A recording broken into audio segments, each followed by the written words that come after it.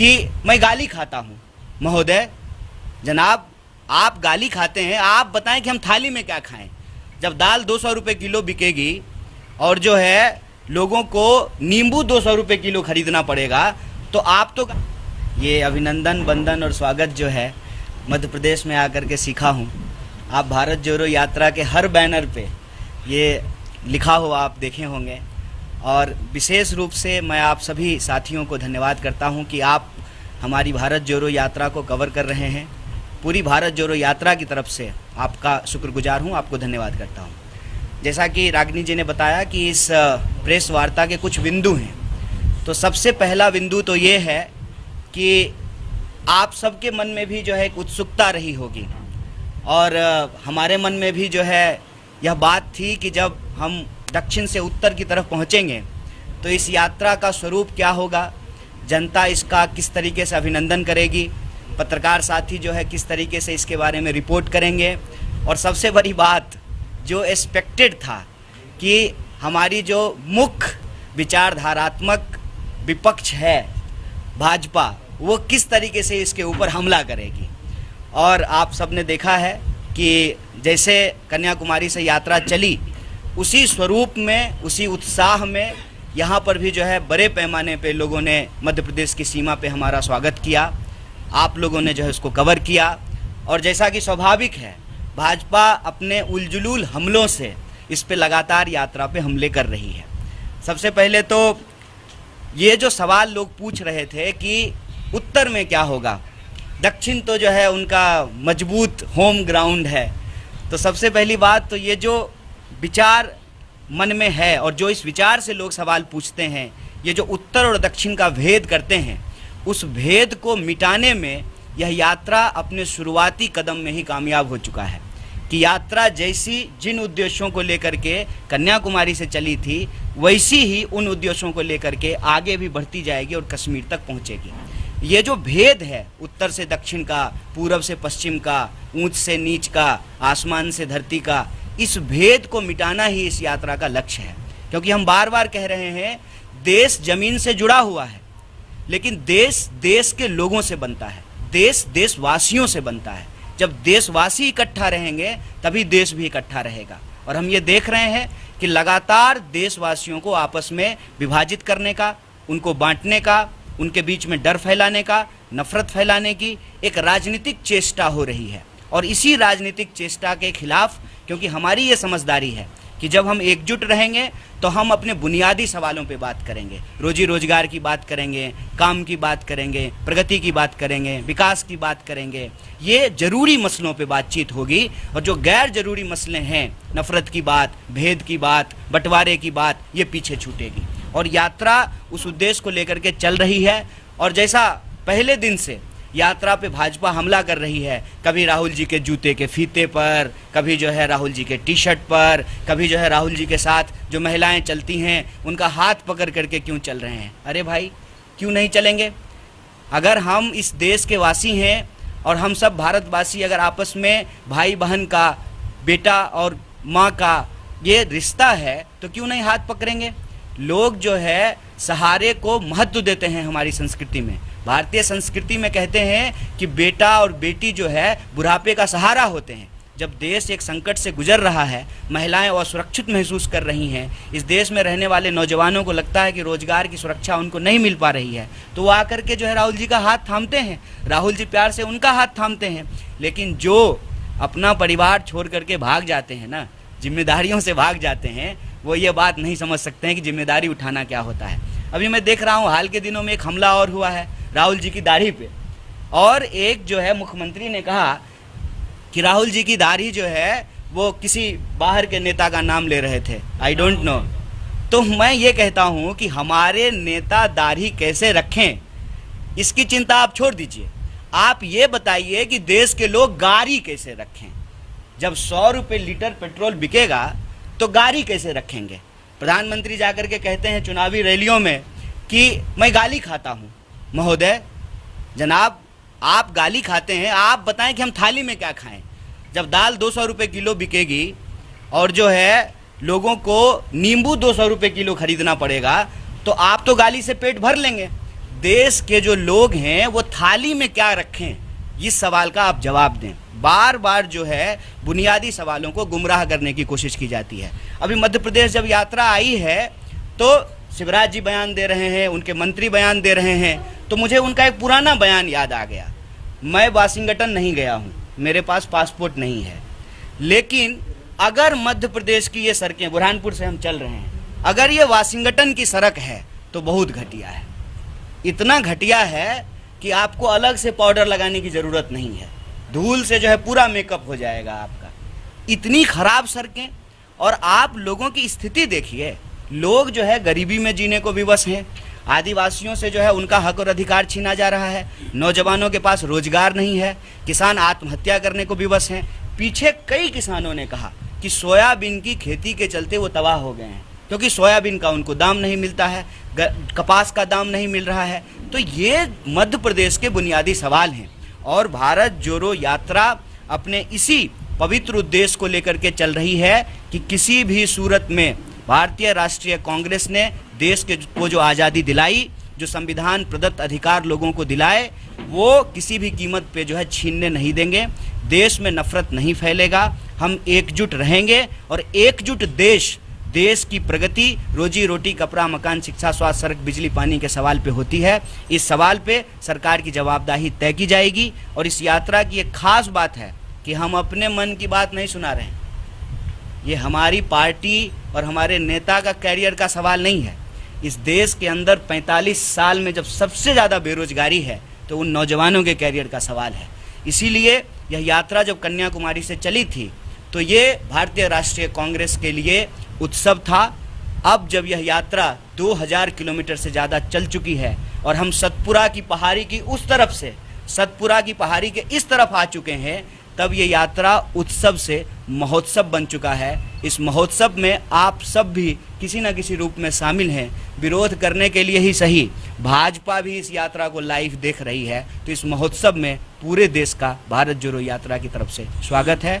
आप सबको एक बार पुनः धन्यवाद, शुक्रिया। ये एक शेर है कि तू इधर उधर की बात मत कर, ये बता कुंदा तुरगा, ये कितना कांग्रेस में कितना मौजूद है? कल का एपिसोड अशोक गहलोत और सचिन पायलट का देखा, आज एक आपके मध्य प्रदेश के मीडिया कोऑर्डिनेटर ने बीजेपी ज्वाइन कर लिया, तो ये कितना मौजूद है कांग्रेस के ऊपर? देखिए, सबसे पहली बात तो ये है कि मुझे बड़ी खुशी होती है कि पूरा देश जो है भारतीय राष्ट्रीय कांग्रेस की चिंता कर रहा है कि हमारे घर के भीतर क्या हो रहा है, हमारे किचन में क्या बन रहा है, हमारा कौन नेता क्या बोल रहा है। तो यह चिंता से हम लोग बहुत प्रसन्न हैं। लेकिन हम आश्वस्त कराना चाहते हैं आपके माध्यम से पूरे देश को, कांग्रेस पार्टी 1885 में बनी थी, इस देश की सबसे बड़ी पुरानी पार्टी है, और कई झंझावत हमने देखे हैं इधर से उधर। और जहाँ तक आप टूट और बिखराव की बात करते हैं, कई तो कांग्रेस से निकले हुए लोग मुख्यमंत्री बन के घूम रहे हैं। भाजपा के मंत्रिमंडल को देखेंगे तो कई प्रमुख मंत्री बने हुए हैं जो जब तक कांग्रेस में थे तो भाजपा उनको परिवारवादी कहती थी, भ्रष्टाचारी कहती थी। अब वो जो है मुख्यमंत्री बने हुए हैं, वहाँ जो है मंत्री बने हुए हैं। तो कांग्रेस पार्टी के लिए कोई नहीं होते कि इसमें जो है एकता परिषद के लोग शामिल हो रहे हैं, सिविल सोसाइटी के लोग शामिल हो रहे हैं, आर्टिस्ट शामिल हो रहे हैं, पत्रकार शामिल हो रहे हैं, रिटायर्ड जज शामिल हो रहे हैं, रिटायर्ड आर्मी पर्सनल शामिल हो रहे हैं, इसमें जो है बिजनेसमैन शामिल हो रहे हैं। तो ये यात्रा राजनीतिक भी है, इसके साथ साथ सामाजिक है, सांस्कृतिक है, आध्यात्मिक है, आर्थिक है। इन तमाम पहलुओं को लेकर के चल रही है। और ये हमने कभी नहीं कहा है कि ये यात्रा राजनीतिक नहीं है। भारतीय राष्ट्रीय कांग्रेस एक राजनीतिक पार्टी है, तो स्वाभाविक रूप से यात्रा राजनीतिक भी होगी।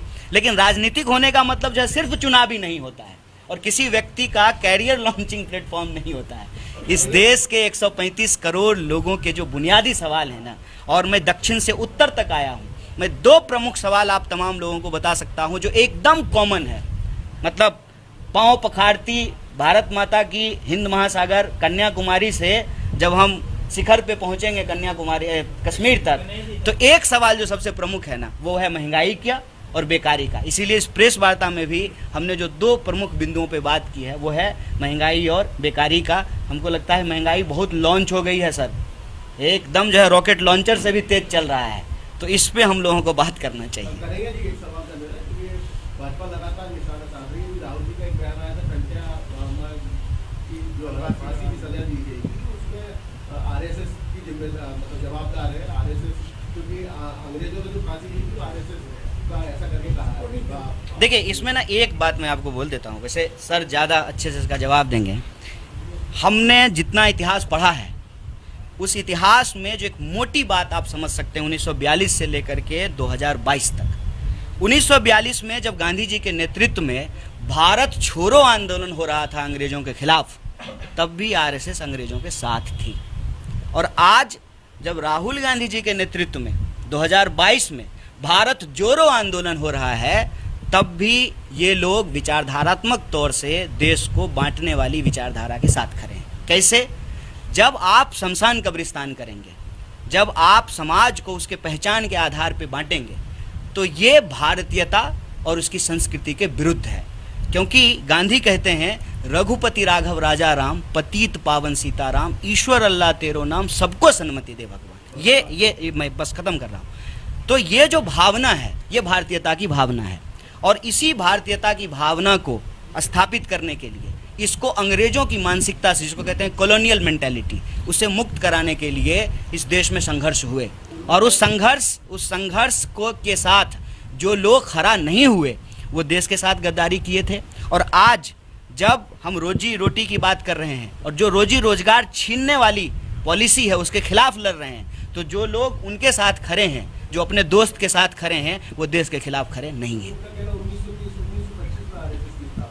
किनका?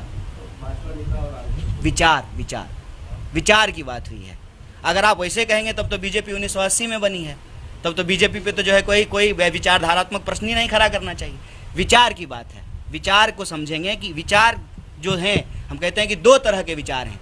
एक गांधी का विचार है जो सबको साथ में सन्मति से ले चलने की बात कर रहे हैं, और दूसरा गोडसे की विचार है जो कह रहा है कि अगर आपका पहचान अलग है तो आप साथ नहीं रह सकते। ये विचार का प्रश्न है। सर, एक बहुत छोटा इम्पोर्टेंट आप दोनों से पूछूं, why there is a narration? आप तो गुगली मारते रहते हैं। Why there is a narration that people having inclination towards Hindutva, Hindu धर्म और सनातन धर्म, whatever you can call it, are liking with BJP not Congress. नहीं, मैं समझा नहीं आपको। नहीं, ये कह रहे हैं कि क्यों लोगों का लगाव है हिंदुत्व से। नहीं, जो हिंदुत्व और हिंदू धर्म और सनातन धर्म की तरफ जो लोग हैं वो बीजेपी को ज्यादा लाइक क्यों कर रहे हैं और करते हैं, कांग्रेस को लाइक नहीं करते? देखिए, अगर आप इस तरह से चीज़ों को देखेंगे ना, लाइक करने का क्या पैमाना है? चुनाव जीतना, यही पैमाना है ना। तो मुझे आप एक बात बताइए कि यही प्रश्न जब हमसे पूछा जाता है कि आपके लोग चले गए वहाँ, ठीक है, तो वो लोग जब यहाँ थे तब भी जीत रहे थे, और वो लोग जब वहाँ गए तो तब भी जीत रहे हैं। तो ये लाइकिंग का पैमाना क्या है? लाइकिंग का पैमाना सिर्फ और सिर्फ जो है, हम अभी चुनावी रिजल्ट को देख रहे हैं। चुनावी रिजल्ट जो है ना, लाइकिंग का पैमाना नहीं है। और इसका एक मात्र उदाहरण मैं आपको देता हूँ। लाइकिंग के आधार पर विचारधारात्मक सवाल पे तो गांधी जी और गोडसे की विचारधारा अलग अलग है, और आप जानते हैं कि ये गोडसे को मानने वाले लोग हैं। तो ये 2 अक्टूबर को गांधी के सामने फूल चढ़ाने क्यों जाते हैं? तो देश गांधी को ज़्यादा पसंद करता है कि गोडसे को? आप मुझे बस ये तय करके बता दीजिए। और माफ़ कीजिएगा, मैं बार बार कहता हूँ, हिंदू धर्म एक महान धर्म है, इसको किसी राजनीतिक विचारधारा से जोड़ करके इसको बदनाम न किया जाए। अंग्रेजी ट्रांसलेशन में लोग जो है बोल देते हैं हिंदुत्व, लेकिन ये हिंदू नहीं है, इसको समझना पड़ेगा। जैसे मैं एक एग्जाम्पल हमेशा देता हूँ, हम मर्द हैं, जरूरी नहीं है कि मर्दवादी हैं। आप किसी एक जाति में पैदा हुए हैं, जरूरी नहीं है कि आप जातिवादी हो। जातिवादी होना एक नकारात्मक विचार है। किसी जाति में पैदा होना आपके हाथ में नहीं है। मसलन आप हो सकता है ब्राह्मण हो, जरूरी नहीं हो कि आप ब्राह्मणवादी होंगे। किसी भी नकारात्मक विचार को जो समेट करके चलता है और उसके आधार पे जो राजनीति करता है, उसको आप अलग कर दीजिए। और हिंदू धर्म इस देश की संस्कृति में बसी हुई है, जिसमें सहिष्णुता है, स्वीकार्यता है, बड़ों का सम्मान है, विश्व शांति की बात है, एकता की बात है। तो इसको जानबूझ करके एक किया जाता है। मैं बार बार कहता हूँ, फेयर एंड लवली का क्रीम नहीं है, मुंह में लगाने का अलग, पैर में लगाने का अलग। और अक्सर जो है हमारे ऊपर भी लोग ये सवाल उठाते हैं कि आप सॉफ्ट कर रहे हैं। कोई सॉफ्ट हार्ट नहीं कर रहे हैं। हम सर्वधर्म संभाव में भरोसा रखते हैं, हम हिंदू हैं, और इसमें जो है कोई ग्लानि की बात नहीं है, इसकी स्वीकार्यता है, ये एक बात है। लेकिन हमारा धर्म किसी भी दूसरे धर्म को मारने की, हत्या करने की, नफरत फैलाने की इजाज़त नहीं देता है, क्योंकि हम विश्व एकता और शांति की बात करने वाले लोग हैं। इसीलिए मैं बार बार कहता हूँ, प्रभु का नाम लेकर के लोग अपनी दुकान चलाते हैं, ये एक अलग बात है। और धर्म जो है उसका काम धार्मिक उपासनाओं के लिए है, प्रार्थनाओं के लिए है, पूजा के लिए, वो एक बात है। लेकिन विधानसभा चुनाव में, लोकसभा में इसका इस्तेमाल होना ये धर्म नहीं है, ये सांप्रदायिकता है। और सांप्रदायिकता की राजनीति इस देश में आरएसएस लंबे समय से की है और भाजपा आज कर रही है। तो यही हम कह रहे हैं कि जो लोग अपने धर्म से प्यार करते हैं, सांप्रदायिकता उनके धर्म के विरुद्ध है और उनको सांप्रदायिकता से बच करके रहना चाहिए। और उसी सांप्रदायिकता की विचार ने इस देश में सर्वधर्म की बात करने वाले बापू की हत्या कराई। इसीलिए ये कन्फ्यूजन नहीं फैलाया जाना चाहिए। इसी के आधार पर नफरत फैलाया जा रहा है और नफरत के चलते हमारे देश के मुद्दे पीछे छूट रहे हैं। इसीलिए भारत जोड़ो का नारा है, नफरत छोड़ो, भारत जोड़ो।